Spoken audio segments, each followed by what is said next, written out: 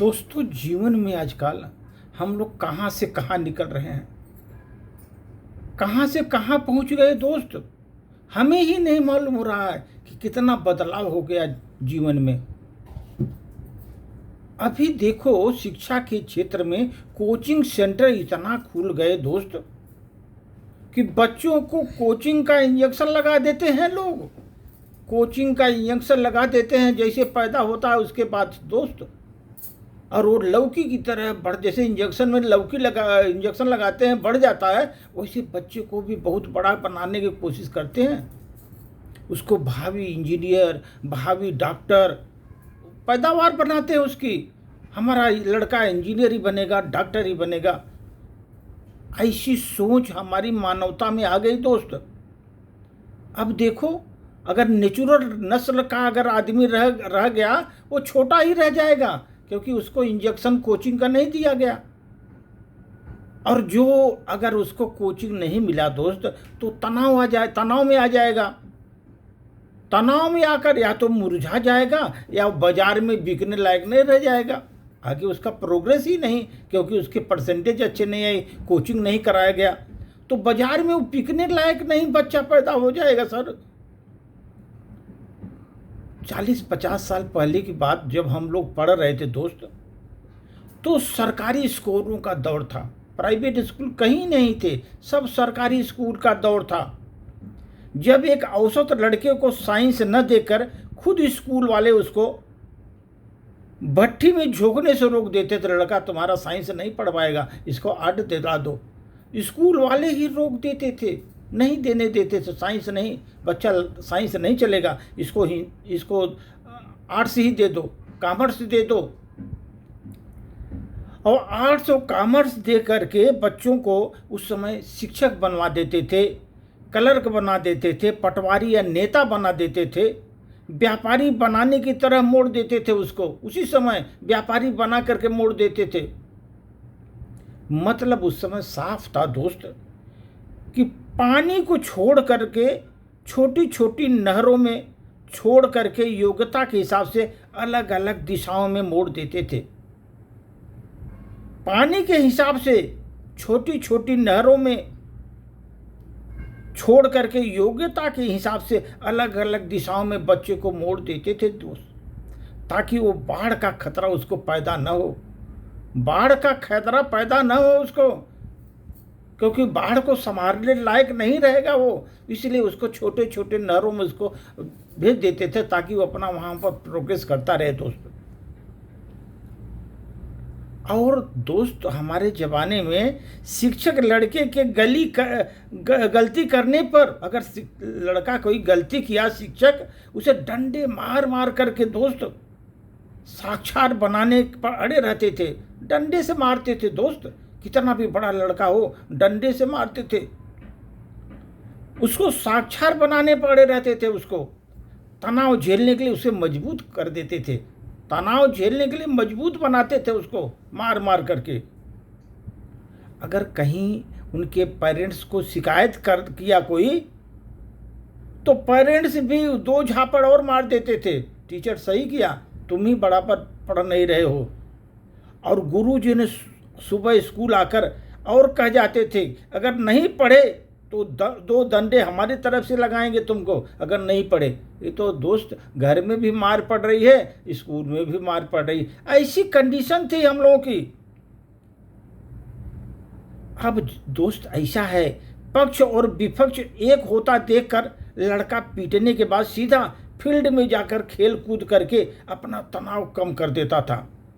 क्या करेगा बेचारा, वो अपना फील्ड में जाकर तनाव कम करता था कि दोनों तरह से पिटाई हो रही, घर में पिटाई और बाहर भी पिटाई, टीचर भी पिटाई कर रहे हैं, तो जा करके फील्ड में खेल कूद करता था और उससे अपना तनाव कम करता था। दोस्तों के साथ खेलते समय गिर पड़ता था, कभी कभी छोटी मोटी चोट भी लग जाती थी दोस्त। अगर चोट लग गई तो मिट्टी भी डालकर उसको सुखा देता था, कभी तनाव में नहीं आता था। वो हो जाता है, थोड़ा बहुत मार लग जाती है दोस्त। जैसे 10वीं आते आते वो लड़का लोहा बन जाता था। लड़का लोहा बन जाता था 10वीं आते आते, तनाव मुक्त होकर के मैदान में तैयार खड़ा हो जाता था। हर तरफ तनाव झेलने के लिए वो खड़ा हो जाता था वहां पर। वो लड़का अपने आत्मनिर्भर बन जाता था पढ़ने के लिए, क्योंकि उसको तनाव अपने आप झेलने की साहस पैदा हो जाती थी। लेकिन सर अभी आया कोचिंग का, कोचिंग और प्राइवेट स्कूलों का दौर चालू हो गया। अभी कोचिंग और प्राइवेट स्कूलों का दौर चालू हो गया। शिक्षा स्कूल से निकल करके अब ब्रांडेड शोरूम में आ गई दोस्त, ब्रांडेड शोरूम में आ गई। शिक्षा सोफिस्टिकेटेड हो गई, कॉम्प्लिकेटेड बन गई बहुत। बच्चे को गुलाब की फूल की तरह ट्रीट किया जाने लगा, एकदम गुलाब की फूल की तरह नरम बने रहो, हार्ड मत बनो। इसका मतलब बच्चा अगर 50% लाएगा तो भी वो साइंस ही पढ़ेगा। हमारा बच्चा 50% लाएगा तब पर भी साइंस पढ़ेगा। हमारा मुन्ना तो डॉक्टर ही बनेगा, बच्चा हमारा आईआईटी में बीटेक करेगा। ऐसा पेरेंट्स की सोच है दोस्त। शिक्षक अगर हल्के में भी मार भी दिया छोटा सा, तो उसका मामा पापा मम्मी जा करके मानव अधिकार में उसका कंप्लेन कर देते थे, मीडिया वालों को बुला कर लेते हैं, स्कूल पर चढ़ाई कर देते हैं। अभी हमारे मुन्ना को हाथ कैसे लगाया, तुम्हारी हिम्मत कैसे हुई? मीडिया वाले शिक्षक के गले में माइक घुसेड़ कर पूछने लग जाते थे, आप ऐसा कैसे कर सकते हैं? यहाँ से आपका बच्चा साफ टॉय बना हुआ है, बिल्कुल टेडी बियर की तरह, टेडी बियर की तरह सॉफ्ट टॉय बना हुआ है लड़का हमारा। अब बच्चा स्कूल के बाद 3-4 कोचिंग सेंटर जाने लगा दोस्तों, 3-4 कोचिंग सेंटर जाने लगा।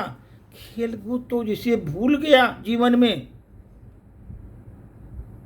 और जैसे उसने फलाने का सर का जो है क्लास छूट गया दिमाग से, दूसरे सर के क्लास में पहुंच गया। बचपन किताबों में उलझ गए उसकी, और बच्चा कंपटीशन के चक्रव्यूह में ही उलझ गया, कंपटीशन के चक्रव्यूह में उलझ गया। अरे भाई, अगर आपका मुन्ना केवल डॉक्टर इंजीनियर ही क्यों बनेगा? आर्टिस्ट, सिंगर्स, खिलाड़ी, किसान और दुकानदार से लेकर नेता, कारखाने का मालिक क्यों नहीं बनेगा? आपने क्यों नहीं सोचा? हजारों फील्ड है। अपनी योग्यता के अनुसार कार्य करने के लिए उसे क्यों नहीं चुनने दिया? उसको क्यों नहीं उसको अनुसार उसको चुनने दिया? अभी कुछ दिन पहले दोस्त, मेरे महंगे जूते थोड़े फट से गए थे।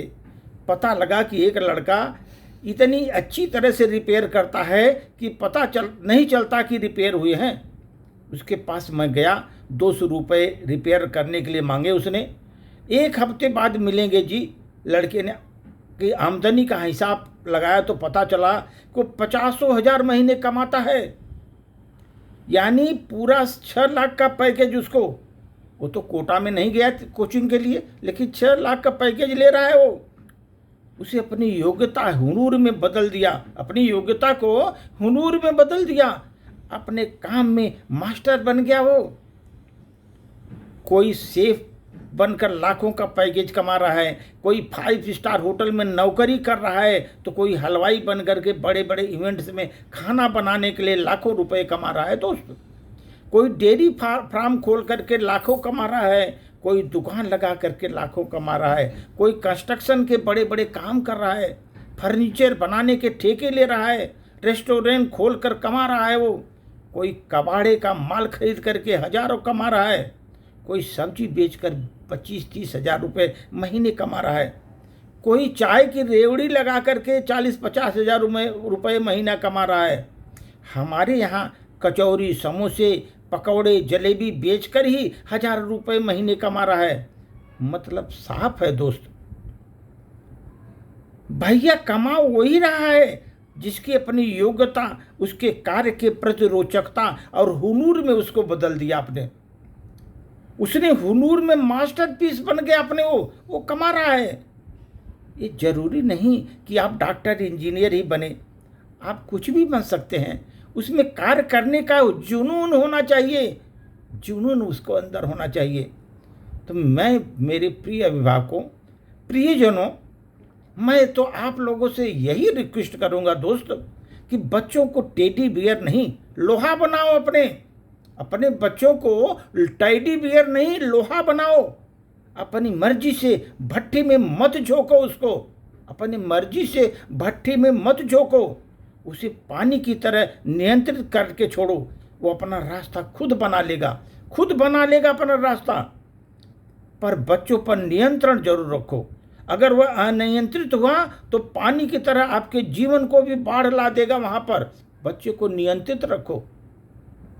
कहने का मतलब साफ है दोस्त, शिक्षा को नेचुरल ही रहने दो। कोई सिंथेटिक बना करके उससे बच्चे के जीवन को, अपनी खुशियों को बर्बाद नहीं करने दो दोस्त। आप देखो, महानता जो होगी, अगर आपकी श्रेष्ठता की पहचान है, महानता श्रेष्ठता की पहचान है और श्रेष्ठता गुणों का मापदंड है। आपके गुणों का मापदंड श्रेष्ठता है और गुण आपकी योग्यता को दर्शाते हैं दोस्त। गुण आपकी योग्यता को दर्शाते हैं और योग्यता आपके क्षमता को दर्शाती है। क्षमता का उपयोग कैसे करो ये आपके सोच पर निर्भर करती है। आप अपनी क्षमता का कैसे उपयोग करोगे। दूध, दही, पनीर, मावा, छाछ, मक्खन, घी, मिठाई सब एक ही कुल के तो हैं, दूध के एक ही कुल के हैं सब। लेकिन आप देखो जीवन में सबके अलग अलग भाव हैं, कीमत अलग अलग है। क्योंकि श्रेष्ठता जन्म से नहीं मिलती दोस्त, उसे अपने कर्म कला गुणों से प्राप्त होती है। अपने कर्म कला गुणों से श्रेष्ठता प्राप्त होती है। इसलिए दोस्त, मैं तो यही बताऊंगा, बच्चों को आप एक टेडी बियर न बना करके एक ऐसा उसको मजबूत लोहे की तरह बनाओ ताकि वो जा करके कहीं भी जीवन में कहीं भी जाकर हर संघर्ष का सामना कर सके दोस्त, संघर्ष का सामना कर सके। धन्यवाद।